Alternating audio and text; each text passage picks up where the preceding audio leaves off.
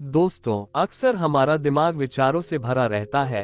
हम लोगों के बारे में, अपने बारे में, अपने काम के बारे में, परिवार के बारे में और वो सब सोचते रहते हैं जो हमारे दिमाग में भरा रहता है।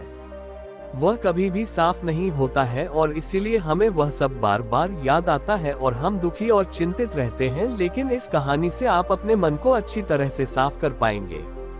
आप अपने मन की धुलाई खुद कर सकते हैं। बस इस कहानी को पूरा पढ़ें। 21 दिनों में अपना जीवन कैसे बदलें। एक बार एक गुरु और शिष्य एक सुनसान जंगल से गुजर रहे थे। तभी शिष्य अपने गुरु से एक सवाल करता है, गुरु जी, ऐसा क्या होता है कुछ लोगों के पास कुछ भी नहीं होता लेकिन फिर भी वो सुखी रहते हैं, आनंद में रहते हैं, और कुछ लोगों के पास सब कुछ होते हुए भी उदासी उनके चेहरे से साफ दिखाई देती है। गुरु ने एक मुरझाए हुए फूल की तरफ इशारा करते हुए अपने शिष्य से कहा कि ये सोचने की और समझने की बात होती है। अगर ये फूल ये सोचेगा कि मैं कल मुरझा गया था, दिमाग की शक्ति वापस पाओ। How to change your life in 21 days challenge change habits. या फिर ये सोचेगा कि मैं भविष्य में फिर से मुरझा जाऊंगा, तो ये कभी भी खुलकर पूरे तरीके से खिल नहीं पाएगा। अपने सुंदर स्वरूप में ये कभी भी आ नहीं पाएगा और अपनी खुशबू से इस प्रकृति में बिखेर नहीं पाएगा। उसी प्रकार इंसान अपने अतीत की यादों में खोया रहता है या फिर अपनी भविष्य की कल्पनाएं करता रहता है, भविष्य के दुखों के बारे में सोचता रहता है या भूतकाल में जो उसके साथ बुरा घटित हुआ है उसके बारे में सोच सोच कर वो अपने भविष्य के लिए चिंतित होता रहता है। तो ऐसा मनुष्य जीवन में कभी भी सुख अनुभव नहीं कर सकता। ये समझने की बात होती है कि जीवन हमेशा वर्तमान में होता है। अतीत और भविष्य की कल्पनाएं हमेशा मनुष्य को मृत्यु की तरफ लेकर जाती है। इसलिए यह जरूरी हो जाता है कि जिस प्रकार हम अपने शरीर की देखभाल करते हैं उसे बीमारियों से दूर रखने के लिए उसकी अंदर से गंदगी भी साफ करते रहते हैं, उसी प्रकार समय समय पर हमें अपने मन और मस्तिष्क की भी गंदगी साफ करते रहना चाहिए, उसकी धुलाई करते रहना चाहिए। इससे आपकी बुद्धि की क्षमता तो तेज होगी ही होगी, साथ ही साथ आप हमेशा आनंद में रहने का रहस्य जान पाओगे। शिष्य ने सवाल किया कि गुरुदेव, इससे पहले कि हम मन और मस्तिष्क पर चर्चा शुरू करें, इससे पहले मैं ये जानना चाहता हूँ कि जिन लोगों के पास सब कुछ होता है वो दुखी क्यों रहते हैं, और जिन लोगों के पास कुछ भी नहीं होता अक्सर वो आनंद में क्यों होते हैं। ये रहस्य क्या है, इसके पीछे क्या कारण हो सकता है। गौतम बुद्ध की कहानी, जितना सीधा बनोगे उतना धोखा खाओगे। गुरु ने उत्तर दिया कि कुछ लोग जीवन में सब कुछ हासिल कर लेते हैं और सब कुछ हासिल कर लेने के बाद उन्हें सब चीजों की व्यर्थता पता चल जाती है। ऐसे लोगों को अक्सर ये एहसास जगा लेता है कि मैंने जीवन में जो कुछ भी पाया, जो कुछ भी किया, उससे भले ही मैंने सुख सुविधाएं हासिल कर ली हो, लेकिन मन की शांति अभी भी बहुत दूर है, अधूरी है, उस तक मैं पहुंच नहीं पाया। सब कुछ पाकर भी मैं अपने मन को जान नहीं पाया। और जब इंसान को ऐसा लगता है तो उसे महसूस होता है कि जो भी उसने कमाया वो कौड़ियों के भाव का था। उसने अपना जीवन बेकार की चीजों में यूं ही व्यर्थ कर दिया। और वहीं पर जिस इंसान के पास जीवन में कुछ भी नहीं होता है उसके पास एक उम्मीद होती है, उस सब कुछ पाने की लालसा रखता है, और वही लालसा, वही इच्छा उसको जीवन में खुश रखती है, आगे बढ़ती है, ऊर्जा से भरा हुआ रखती है।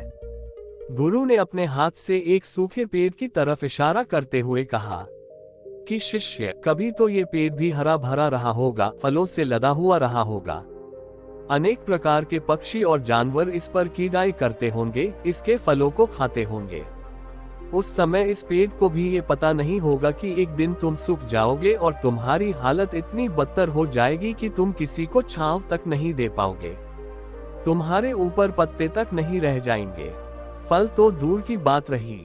उसी प्रकार मनुष्य अपने जीवन की दौड़ में ये भूल जाता है कि जिस दौड़ में वह सबसे आगे निकलने की कोशिश कर रहा है उसका अंतिम चरण तो मृत्यु ही है। काश वो कभी इस दौड़ से अलग हटकर ये देख पाए कि इसका अंतिम चरण तुम्हें कहीं नहीं पहुंचाएगा, कि जिस दौड़ को वो सबसे आगे निकलकर जीतने के ख्वाब देख रहा है उसका अंतिम चरण मृत्यु ही है। काश वो कभी जीवन की दौड़ में ठहर कर ये देख पाए किसका अंतिम चरण क्या होगा, तो वो उन कामों को तेजांजलि दे सकता है जो व्यर्थ है, जो बेकार है, और ऐसे कार्यों की तरफ आगे बढ़ सकता है जो उसके जीवन में आनंद पैदा करते हो, जो उसके जीवन को एक नई दिशा देते हो। गुरु ने खुद की तरफ इशारा करते हुए समझाया कि एक योगी वो होता है जो जीवन की दौड़ में ठहर जाता है, जो ये समझ लेता है कि जीवन का अंतिम चरण तो मृत्यु ही है। इसलिए वो जीवन में सुख सुविधाएं हासिल करने की बजाय खुद के मन और मस्तिष्क को एक नए आनंद की तरफ ले जाने का प्रयास करना शुरू कर देता है। शिष्य ने सवाल किया कि गुरुदेव, क्या एक ग्रस्त जीवन में जीने वाला मनुष्य उस आनंद की प्राप्ति नहीं कर सकता, और अगर कर सकता है तो उसे किस प्रकार शुरुआत करनी चाहिए? बिल्कुल कर सकता है, गुरुदेव ने उत्तेजित होकर उत्तर दिया। अगर सभी मनुष्य उस आनंद की प्राप्ति के लिए योगी बनने का निश्चय कर ले तो इससे तो प्रकृति का चलन ही रुक जाएगा। उसकी जो व्यवस्था है वो बिगड़ने लगेगी। एक सच्चा योगी अपने जीवन में खोज करता है, और खोज करने के बाद वो ग्रस्त जीवन में किस प्रकार आनंद को प्राप्त किया जा सकता है, वो तरीके सभी को बताता है, ताकि मनुष्य अपने ग्रस्त जीवन का पालन करते हुए उस आनंद की प्राप्ति भी कर सके। गुरु ने खुद को संबोधित करते हुए उत्तर दिया कि मैंने अपने जीवन में जो खोज की है, उसके अनुसार मनुष्य को समय समय पर अपने मन और मस्तिष्क की सफाई करते रहना चाहिए। मनुष्य अपने शरीर पर तो ध्यान दे लेता है, लेकिन अपने मन और मस्तिष्क को वो भूल जाता है, उस पर कभी ध्यान नहीं देता, और उसी वजह से मन और मस्तिष्क बूढ़े होते चले जाते हैं। उनमें जवानी नहीं रह जाती, और जब उनमें जवानी नहीं रह जाती तो उनमें नयापन और ताजगी नहीं रह जाती, जिसकी वजह से एक इंसान उदासी से भर जाता है।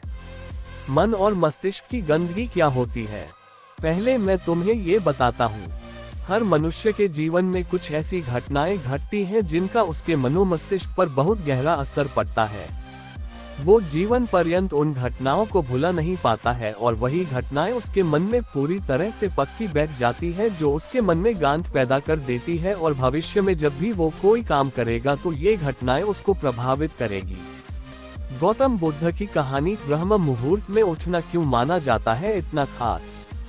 उसके विचारों को, उसके निर्णय को पूरी तरह से बदल कर रख देंगी। ऐसे मनुष्य की दृष्टि भी भ्रमित हो जाती है, वो सत्य स्वरूप को नहीं देख पाता, वो चीजों को उन घटनाओं से जोड़कर भ्रमित तरीके से देखता है।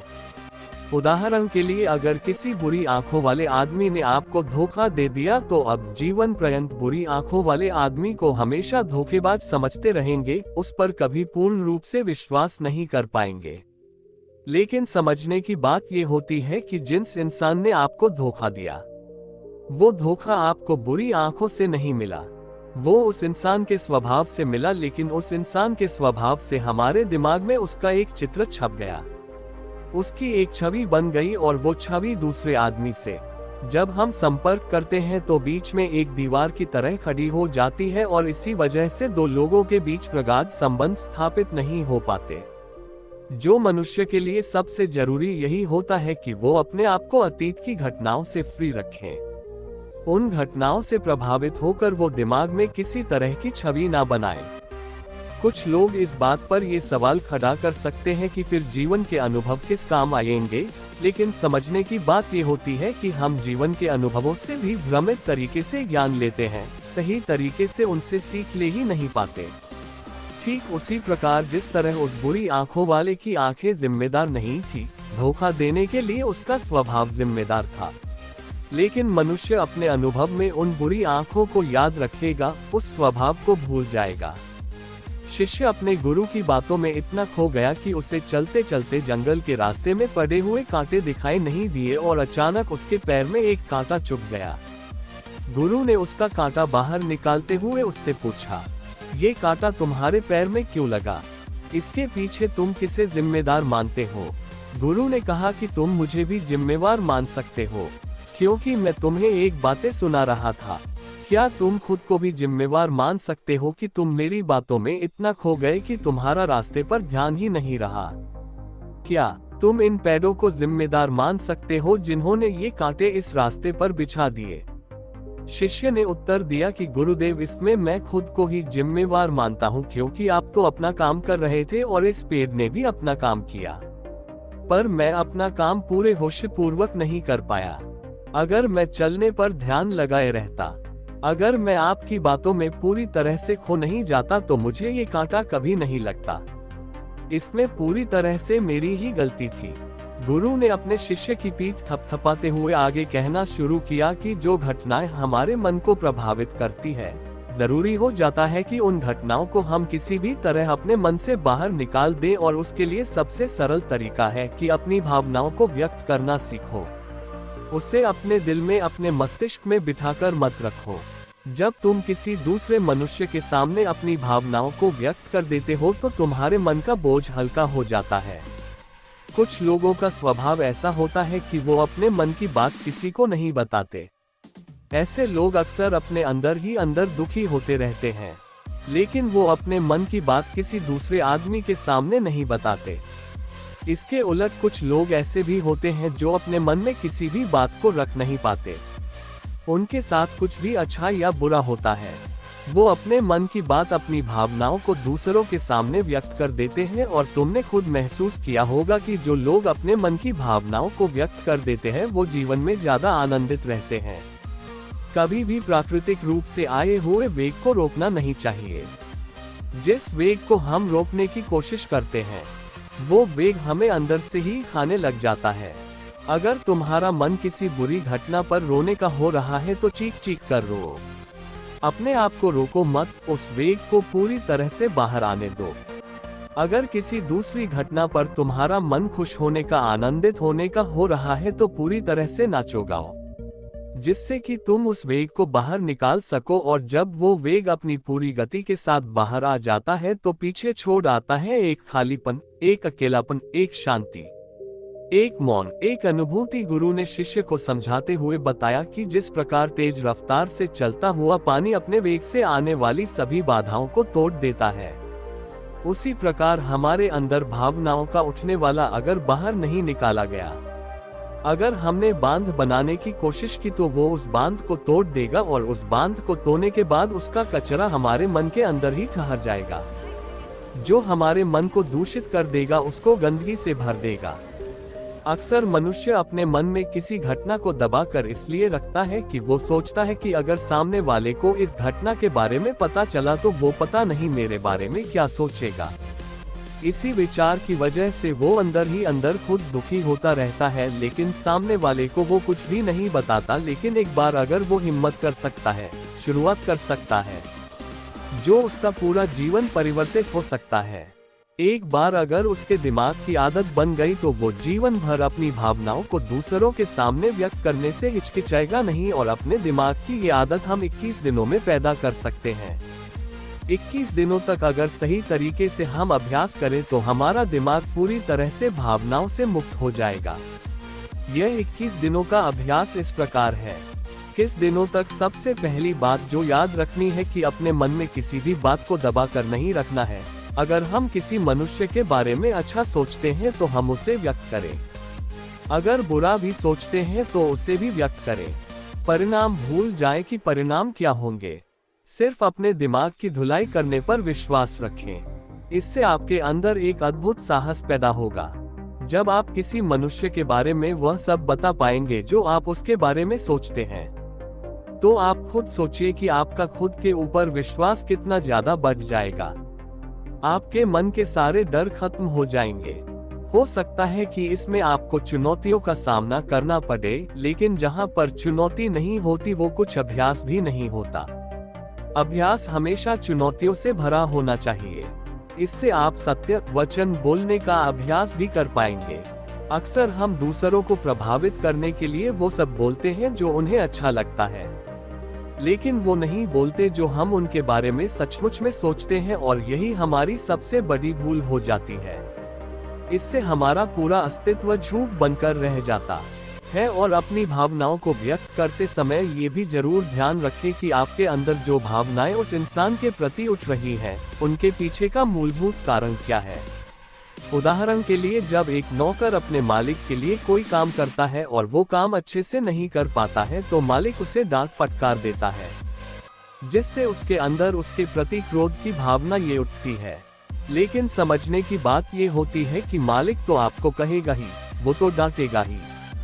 अगर आप काम अच्छे से नहीं करेंगे तो अगर आप काम अच्छे से कर रहे हैं और फिर भी आपका मालिक आपके साथ अच्छा व्यवहार नहीं कर रहा है तो आप खुलकर अपने मालिक को अपनी भावनाएं व्यक्त कर सकते हैं, बिना ये सोचे कि इसका परिणाम क्या होगा। अगर आप इस भावना को उठाएंगे तो आप अपनी नजरों में खुद ही नीचे गिरने लग जाएंगे। आपका आत्मविश्वास बिल्कुल खत्म हो जाएगा।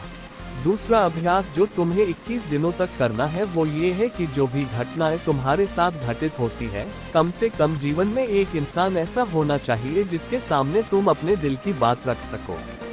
चाहे अच्छी बात हो चाहे बुरी बात हो, वो सब बातें तुम बिना कुछ सोचे विचारे, बिना इस डर से कि वो इंसान तुम्हारे बारे में क्या सोचेगा, तुम उस इंसान को अपनी सारी बातें बता सको और वो इंसान तुम्हारी सारी बातें सुनने के बाद तुम्हारे लिए कोई छवि पैदा ना करे। ऐसे इंसान अपने जीवन में खोजो और उनके सामने अपनी सारी भावनाएं व्यक्त करने की कोशिश करो। दिन में जो कुछ भी घटित होता है, अच्छा लगता है, बुरा लगता है, किसी के प्रति आकर्षण होता है, उसको एक दोस्त की तरह बताने का प्रयास करो। इससे तुम्हें ये पता चल पाएगा कि तुम्हारा मन घटनाओं के प्रति किस प्रकार की भावनाएं पैदा करता है। तुम अपने मन को समझने में सक्षम हो पाओगे। जब तुम किसी दूसरे आदमी को ये सारी बातें बताते हो तो तुम खुद भी अपनी प्रतिक्रिया रोके उस घटना के प्रति तुम्हारा क्या रवैया रहा है, उसके प्रति खुद का आकलन भी कर पाते हो। और तीसरा अभ्यास जो तुम्हारे मन को खाली रखेगा वह है योग निद्रा का अभ्यास। योग निद्रा किस प्रकार लेनी है, किस प्रकार उसका अभ्यास करना है, वो वीडियो इस वीडियो के खत्म होते ही चल जाएगी। जिन लोगों को वो सुनना है तो आप उसको सुन सकते हैं। ये चर्चा खत्म होते होते गुरु और शिष्य उस जंगल को पार करके अपने आश्रम में पहुंच चुके थे। तो दोस्तों, उम्मीद करता हूँ आपको इस कहानी से एक अच्छी सीख मिली होगी। ये कहानी आपको कैसी लगी हमें कमेंट बॉक्स में कमेंट करके जरूर बताएं और साथ ही इस कहानी को अपने दोस्तों के साथ जरूर शेयर करें ताकि उन्हें भी इस कहानी से कुछ